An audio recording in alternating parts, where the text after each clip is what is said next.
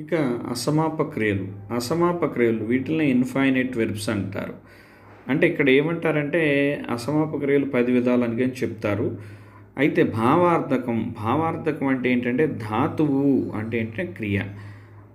క్రియ యొక్క మూల రూపాన్ని ధాతువు అంటారు. ధాతువు యొక్క అర్థమునకు భావమని పేరు.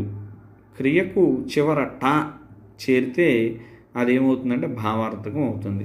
ఉదాహరణ ఏంటి? వ్రాయుట, పాడుట, తిరుగుట ఇవన్నీ కూడా భావార్థక వాక్యాలన్నమాట.